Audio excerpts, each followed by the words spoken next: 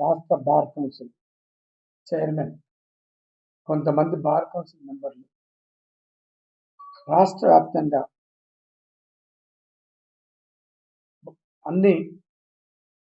అందరు అడ్వకేట్లు ఎన్రోల్ అవుతుండ్రు. రకరకాల పేర్లతోటి, welfare fund పేరుతోటి, ఇంకా రకరకాల వెల్ఫేర్ ఫండ్ల పేరుతోటి అడ్వకేట్లు అందరూ కూడా డబ్బులు కడతాం. అడ్వకేట్లు కట్టినటువంటి బార్ కౌన్సిల్ కట్టినటువంటి డబ్బుల్ని ఆదాయం ఎంత, వ్యయం ఎంత, గత 20 సంవత్సరాలుగా రాష్ట్ర బార్ కౌన్సిల్కు వచ్చినటువంటి ఆదాయం ఒకటి, వ్యయం ఒకటి, ఎక్స్పెండిచర్ ఒకటి చెప్పమని మేము చైర్మన్ గారిని అడిగినాం. ఇవ్వలేదు. బహిరంగంగా ఒక లేఖ రాసినాం. ఏమని? రాష్ట్ర వ్యాప్తంగా అడ్వకేట్లకు సంబంధించినటువంటి బార్ కౌన్సిల్ ఏదైతుందో బార్ కౌన్సిల్ యొక్క ఆదాయ వ్యయాలను చెప్పండి అని చెప్పినాం. చెప్పలేదు. పైగా శ్వేతపత్రం విడుదల చేయలేదు. ఒక బార్ కౌన్సిల్ చైర్మన్ అయ్యండి రాష్ట్ర బార్ కౌన్సిల్కి వచ్చినటువంటి ఆదాయం ఎంత, వ్యయం ఎంత, ఉంది ఎంత, పోయింది ఎంత చెప్పాల్సినటువంటి ఒక బాధ్యత బార్ కౌన్సిల్ మీద ఉంది. ఆ చైర్మన్ చెప్పకపోగా అడిగినందుకు గాను కక్ష పెంచుకొని మరి సెక్షన్ 35 అడ్వకేట్స్ యాక్ట్ కింద నోటీసులు ఇవ్వటం అనేది జరిగింది.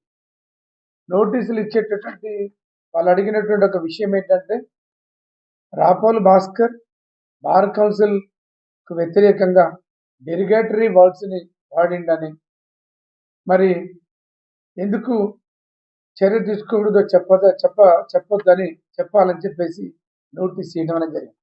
నేను అంటున్నా బార్ కౌన్సిల్ చైర్మన్కు ఈ section 35 of the advocates act provision ఏం చెప్తుందో తెలియనటువంటి పరిస్థితి. సెక్షన్ 35 అనేటటువంటి ఒక అడ్వకేట్ యాక్ట్ ఎవరైనా అడ్వకేట్లు క్లయింట్లను ఇబ్బంది పెడితే, లేదు మోసం చేస్తే, లేదు ఒక అడ్వకేట్ అయ్యండి చేయాల్సినటువంటి పనులు చేయకపోతే పెట్టాల్సినటువంటి ఒక సెక్షన్ కింద నోటీస్ ఇచ్చి భయపెడుతూ భయప్రాంతాలకు గురి చేస్తున్నటువంటి ఒక పరిస్థితి బార్ కౌన్సిల్ చైర్మన్ చేస్తున్నటువంటి వాతావరణం. ముఖ్యంగా ఒక అడ్వకేట్గా, లేదు అడ్వకేట్లకు సంబంధించిన ఒక లీడర్గా నేను ఇప్పుడు కూడా అడుగుతున్నా, తెలంగాణ రాష్ట్ర బార్ కౌన్సిల్కు గత 20 సంవత్సరాలుగా ఎంత ఆదాయం వచ్చింది, ఎంత ఖర్చు పెట్టిర్రు, చనిపోయినటువంటి న్యాయవాదులకు ఎంత అమౌంట్ ఇచ్చిర్రు, ఇంకా ఎంత మిలిగింది, ఎంత అప్పులలో ఉండ్రు, జీతాలు ఎంత ఇచ్చిర్రు చెప్పాల్సినటువంటి బాధ్యత బార్ కౌన్సిల్ చైర్మన్ మీద ఉంది. గతంలో తెలంగాణ రాకముందు రాష్ట్ర బార్ కౌన్సిల్ చైర్మన్ ప్రతి మీటింగ్లలో ఎంత ఆదాయం వచ్చింది, ఎంత ఎక్స్పెండిచర్ పెట్టిర్రు, ఎంత ఉంది అనేటటువంటి విషయం చెప్పారు. కానీ మరి రాష్ట్ర తెలంగాణ ఏర్పడిన తర్వాత 2014 నుంచి ఇప్పటి వరకు రాష్ట్ర బార్ కౌన్సిల్కి వచ్చినటువంటి ఆదాయ వ్యయాలను చెప్పడం లేదు. ఒక బాధ్యత కలిగినటువంటి అడ్వకేట్గా, లీగల్ ఫ్యాటర్నిటీ కోసం పనిచేస్తున్నటువంటి ఒక అడ్వకేట్గా నేను డిమాండ్ చేసిన ఆదాయ వ్యయాలు చెప్పమని అడగటం, ఉన్నటువంటి ఆస్తులు ఎన్ని, అప్పులు ఎన్ని, ఒక శ్వేతపత్రం రిలీజ్ చేయడంతో బార్ కౌన్సిల్కు వ్యతిరేకంగా మాట్లాడినట్టు అని వీళ్ళు అనుకుంటారు. అది అర్థం కానటువంటి పరిస్థితి. మూడో వ్యక్తి, క్లయింట్ కాని వ్యక్తి వచ్చి దరఖాస్తులు ఇస్తే కేసులు కట్టడం, నోటీసులు ఇవ్వటం, బార్ కౌన్సిల్ సంబంధించినటువంటి అకౌంట్లు ఆదాయ వ్యయాలని డిస్క్లోజ్ చేయమంటే నోటీసులు ఇవ్వటం, ప్రజాస్వామ్య దేశంలో ఆర్టికల్ 19ని వైలేట్ చేయటం, ప్రశ్నించేటటువంటి గొంతుకలని మరి నోరు ముంచేటటువంటి ఒక పద్ధతిని మానుకోవాలని చెప్పేసి బార్ కౌన్సిల్ చైర్మన్ని కోరుతున్నాం.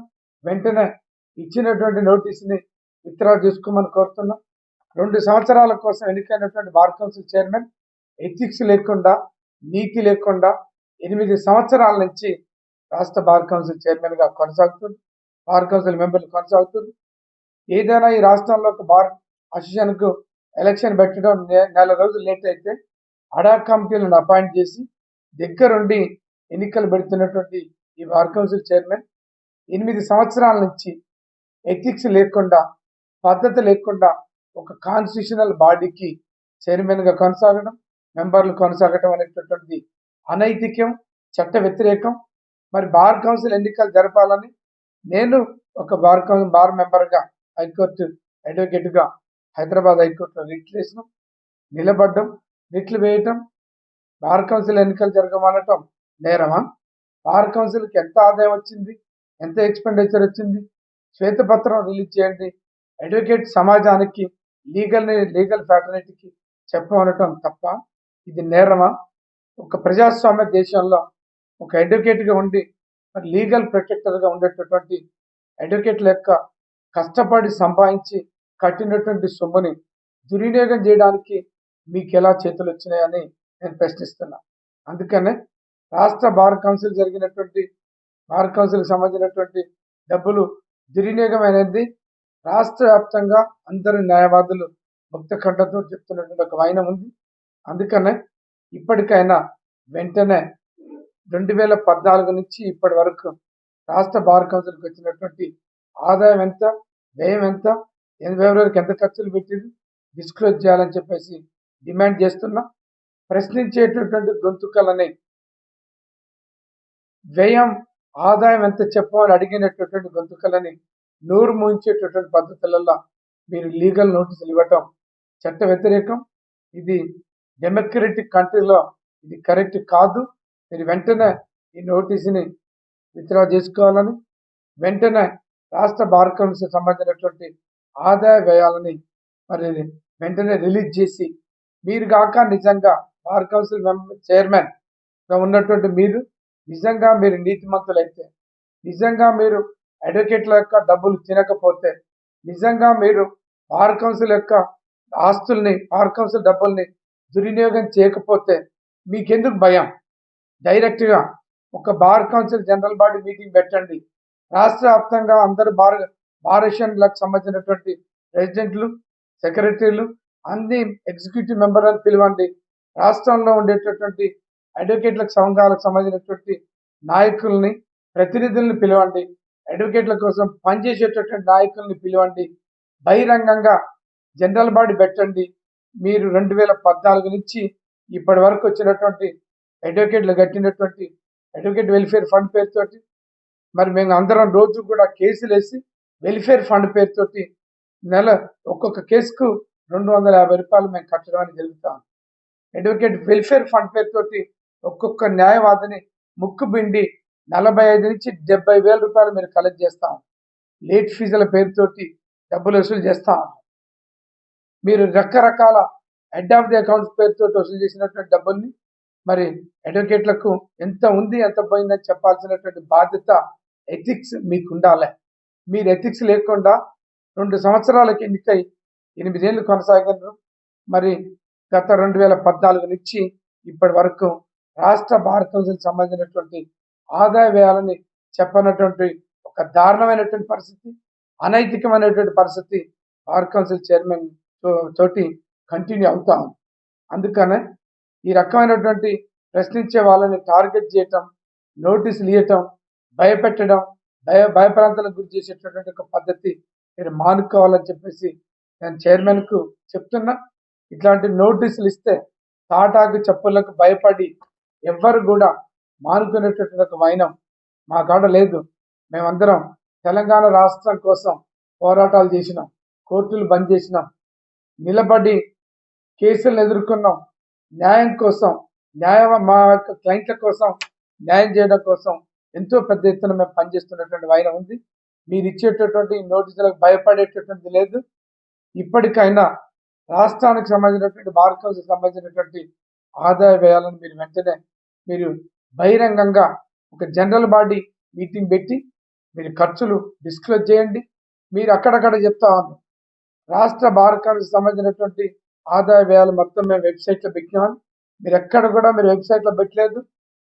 మీ వెబ్సైటే బార్ కౌన్సిల్ యొక్క వెబ్సైటే ఓపెన్ కావట్లేదు. మీరన్నీ కూడా తప్పుడు ప్రచారాలు మీరు చేస్తుర్రు, తప్పులు మీరు చేస్తుర్రు. అడ్వకేట్లు సంపాదించి కష్టపడి కట్టినటువంటి డబ్బుల్ని దుర్వినియోగం చేయగా మీరు దొంగ పని చేసి ఆస్తుల్ని, బార్ కౌన్సిల్ యొక్క ఆస్తుల్ని మీరు మరి డబ్బుల్ని మీరు దుర్వినియోగం చేసి ఎథిక్స్ లేకుండా 2 సంవత్సరాల కోసం ఎన్నికై 8 ఏళ్ళ నుంచి కొనసాగుతూ సుప్రీంకోర్టు మొట్టికాయలు వేస్తే తప్ప ఎలక్షన్లు పెట్టినటువంటి మీకు మరి ఈ రకంగా నోటీసులు ఇచ్చేటటువంటి ఒక అధికారం మీకు లేదు. మీ పీరియడ్ ఎప్పుడో 2 ఏళ్ళకి అయిపోయింది. మీరు కంటిన్యూ అవుతుంది. ఇల్లీగల్గా మీరు కంటిన్యూ అవుతుర్రు. మీరు మరి సస్పెండ్ అయినటువంటి వ్యక్తులు, కోర్టుకు రానటువంటి వ్యక్తులు డిసిప్లినరీ కమిటీలలో ఉండి మీరు అనైతికంగా నోటీసులు ఇస్తున్నారు. బేషరతుగా ఈ నోటీసులని మీరు విత్డ్రా చేసుకోండి. లేకపోతే రాష్ట్ర వ్యాప్తంగా మా న్యాయవాదులు మరి ఉద్యమం చేస్తారు, బాగుండదు అని మీ నోటీసులు పెట్టండి.